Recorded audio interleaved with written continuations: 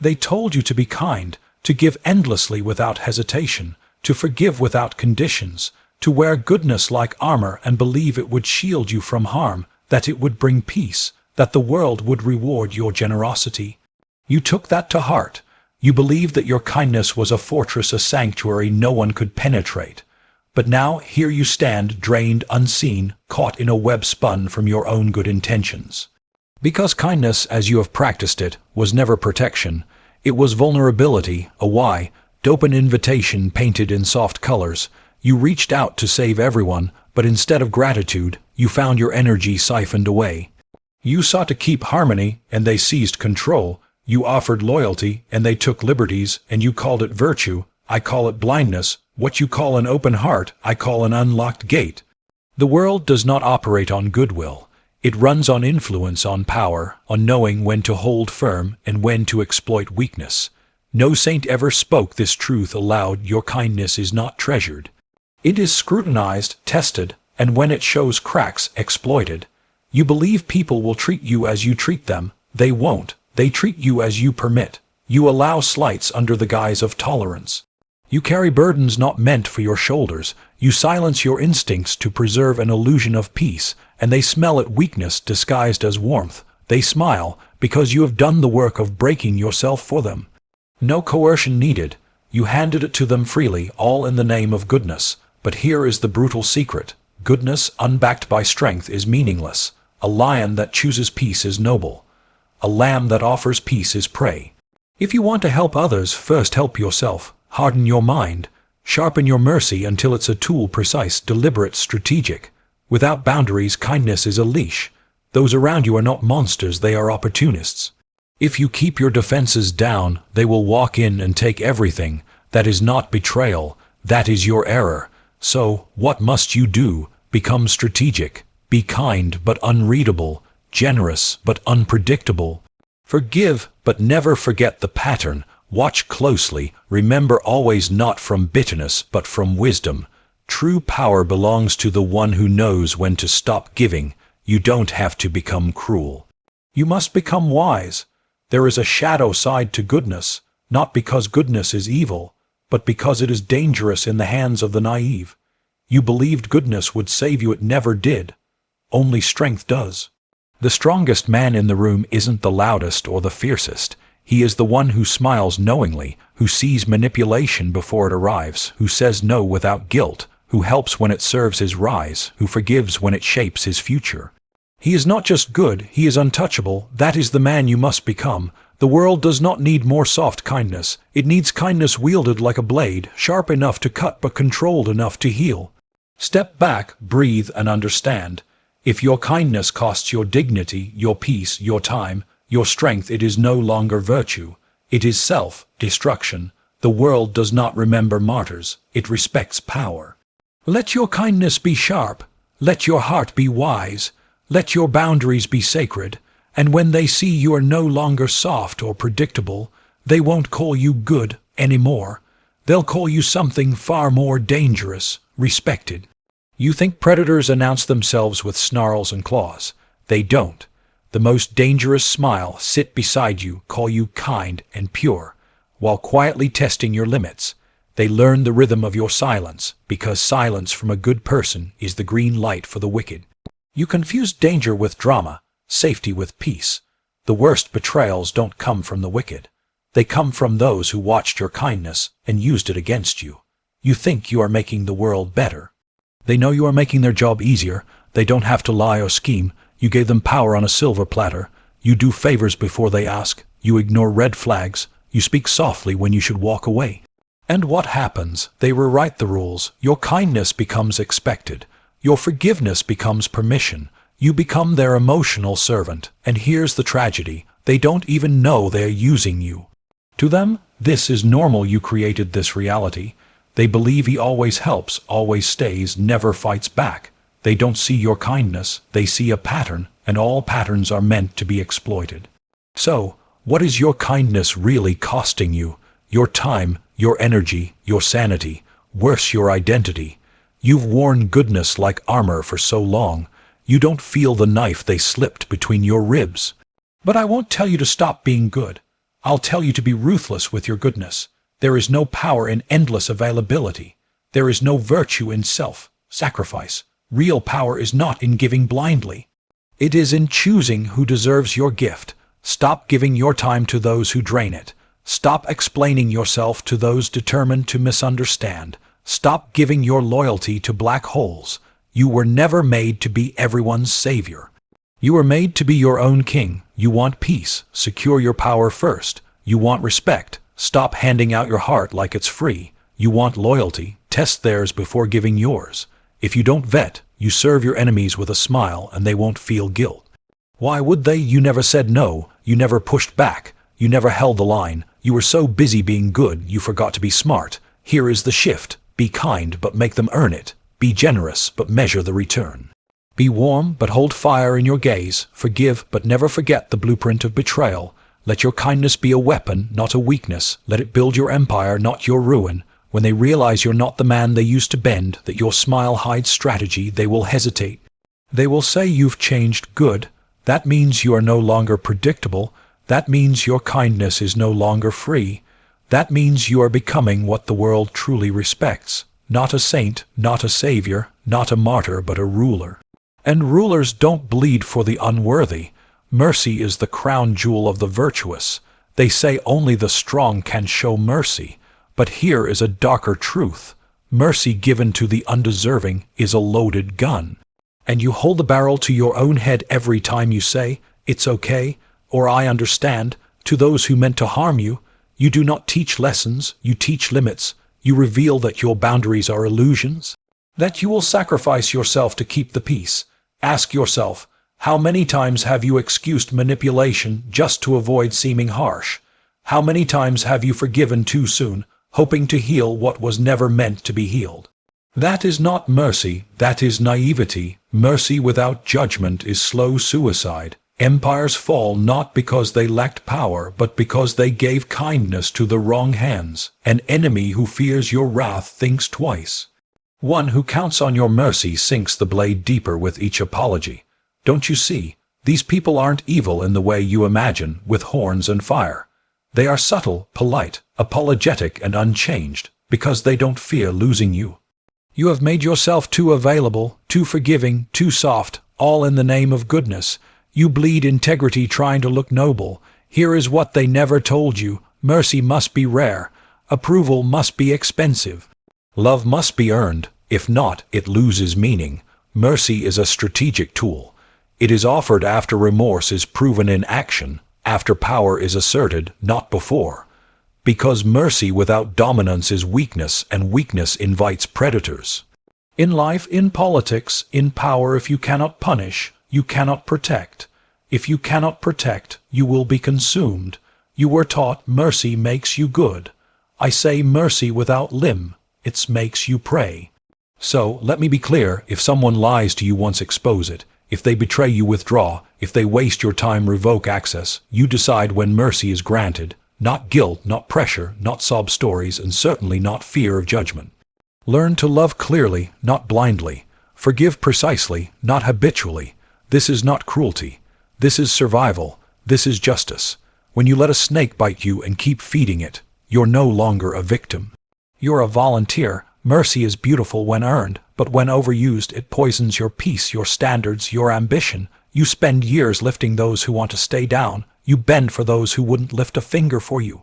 For what? So no one calls you cold. Let them call you cold. Let them fear your silence. Let them question if you are still the soft soul they knew, because now you aren't. You've learned the game. You know being good isn't enough. You must be strategic. Strategy demands selective mercy. From now on, mercy is not your default. Mercy is your weapon. Only the wise know when to draw it and when to sheath it. Stop giving what isn't earned. Stop excusing the unacceptable. Stop calling cowardice kindness. You are not here to forgive endlessly. You are here to build power that begins with self-respect.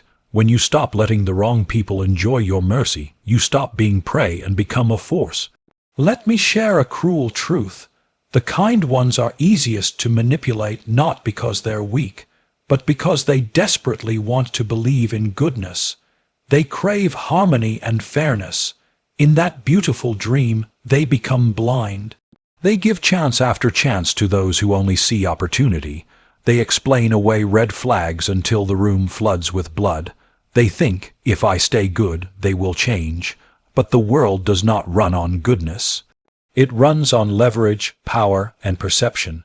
Here is the painful twist. The better you appear, the more danger you invite. People test you, not to admire your patience, but to find your breaking point. You say yes with compassion, they hear ask for more. You forgive out of principle, they hear no consequences. You stay loyal out of heart, they think you won't walk away. That is where the downfall begins. The soft-hearted are surrounded by the hard-hearted. The generous circle the greedy. The honest attract the cunning. Because goodness without awareness is an open door to predators. They don't hurt you all at once. They chip away slowly behind the masks of friendship, family, love, or need. They say you're overreacting, too sensitive, misunderstood, and you, the believer in goodness, start doubting yourself first. That is manipulation. Manipulation doesn't overpower. It makes you question your own instincts. Kind people always give others the benefit of the doubt. Let me be clear. The benefit of the doubt is the currency of the manipulator.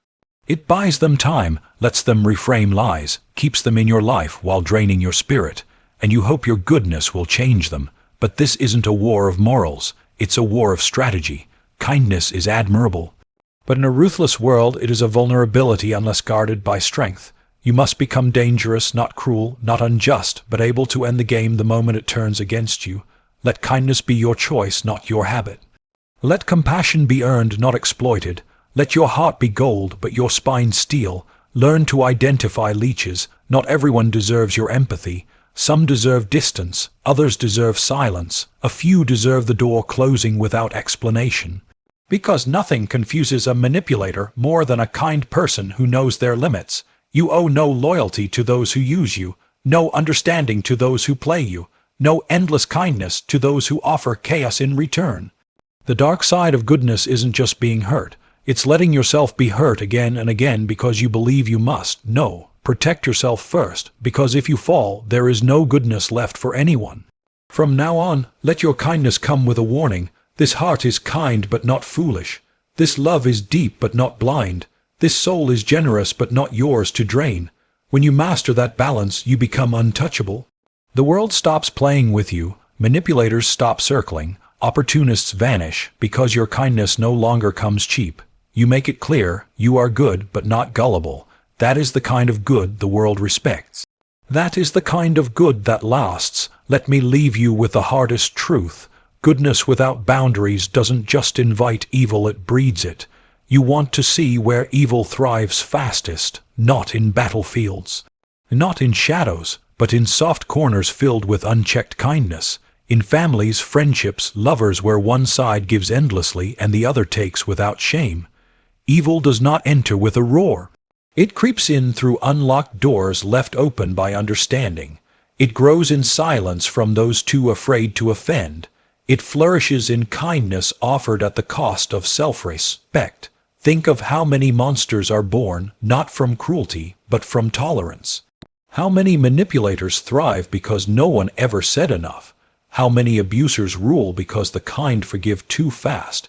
Every tyrant begins as someone testing a boundary and meeting none. That is the dark side no one dares face. Your silence can be permission, your mercy a weapon. Your endless yes builds the confidence of destruction. You think you are noble, you think you are good. But in your quiet suffering you build a monster brick by brick. And when it falls you'll say, I didn't see it coming. But you did, you just chose hope over action. True goodness is not blind, it is not soft, it is not a doormat for dirty feet. True goodness is intelligent. It knows when to walk away, it knows when to sever ties. It knows when to stop giving to protect itself, because unprotected goodness becomes corrupted. Noble becomes naive. Compassion becomes enabling. Love becomes self-destruction. You must be fierce in mercy, selective in forgiveness, strategic in support. Understand this. Evil survives because of the good, because the good fear confrontation, because the good value peace more than truth. Because the good would rather bleed silently than speak harsh words. That is how evil wins, not by strength, but by the good's fear of being not nice. And here is what will destroy you most. You will still feel guilty for setting boundaries. Even when your life depends on it, even when they lie, steal, hurt, betray, you will feel bad for saying no, but say it anyway. Your guilt is a weapon they wield. Your overthinking is the cage you build. The world won't applaud your guilt is a weapon they wield. Your overthinking is the cage you build. The world won't applaud your silence. It will exploit it. It won't celebrate your sacrifices. It will expect them. And those who drain you will never say thank you. They will call you selfish when you finally reclaim yourself, because you have been generous for so long that generosity has become their right, not a gift. Remember this clearly: when you say no to those who have taken without giving, you do not become unkind, you become free. Freedom is not cruelty disguised, it is self-preservation. They will try to guilt you into submission. They will paint your boundaries as betrayals. They will remind you of past favors, of your softness, of your heart. But you must stand firm, because every yes given from guilt is a step away from your peace. Every yes given to avoid conflict is a brick in the prison of your own making. Every time you sacrifice your well-being for the comfort of others, you weaken your foundation. You must realize that kindness without boundaries is a dangerous illusion, a mirage that disappears when you need it most. The world is not a charity, it is a battlefield of wills. Those who survive are not the kindest, but the smartest. Kindness is a weapon only in the hands of those who know how to wield it. Otherwise, it becomes a weakness, a way to be led by the nose. Look around, see the patterns, notice the friendships where you always give more. Family gatherings where you are expected to carry the weight. The relationships where your kindness is met with entitlement. They are not mistakes. They are lessons you refuse to learn. Every relationship where you lose yourself is a message from life saying, protect yourself. But you have been too kind to hear it. You have accepted less than you deserve, hoping love will fix it. It never will. Love is not a cure for neglect. Love is not a mask to cover disrespect. Love is not an excuse for abuse. Love, when real, comes with respect, not demands. It comes with mutual care, not one-sided sacrifice. It comes with boundaries, not endless giving. The moment you realize this, everything changes. Because the cost of unchecked kindness is your very soul. You lose sight of who you are beneath the masks of goodness. You lose your voice in the chorus of others' demands. You lose your power by making yourself endlessly available. The world is filled with those who do not understand kindness. They confuse it with weakness. They test it with selfishness. They break it with manipulation. But here is the truth you must never forget. Kindness backed by strength is unstoppable. A force of nature, a shield and a sword. It is the quiet power that no one sees coming until it is too late. Be that force. Be kind, yes, but be untouchable. Make your kindness so rare, so deliberate, so guarded, that those who receive it know its value. Do not dilute your goodness by giving it to those who will throw it away. Cherish your kindness as the treasure it is, because it is. And when you protect that treasure, you protect yourself. You become more than good. You become powerful. You become respected. You become feared, not because you are cruel, but because you are wise, because you understand the cost of kindness, because you know when to give and when to withhold, because you carry kindness like a blade, sharp and lethal, not like a banner inviting the world to trample you. That is the power you deserve. Think about how many times you've been told that kindness means sacrifice. That if you aren't giving until it hurts, you aren't truly good. What a lie! Kindness does not require pain. True kindness enhances your life without destroying it. If your kindness leaves you empty, it is no kindness at all. It is self-neglect disguised as virtue, and self-neglect breeds resentment. Resentment breeds bitterness. Bitterness breeds distance from those you love. You must break this cycle. You must see kindness as an investment in yourself first, and then in others. You must measure its return, not in money, but in respect, in mutual care, in growth. If your kindness does not build you up, it tears you down, and this is why so many fall into the trap of endless giving. They confuse sacrifice with value. They mistake exhaustion for virtue. They believe the harder they give, the better person they are. This is false. You are not defined by your sacrifice. You are defined by your strength. By your ability to choose when and how to give, by your wisdom to protect your soul. When you embrace this truth, you will see kindness in a new light. It becomes a weapon for your survival, a tool for your growth.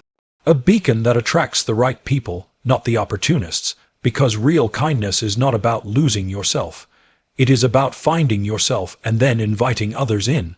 And a little further into the core of this truth, you may still struggle with the voices inside your head, the ones telling you that being hard means losing your humanity.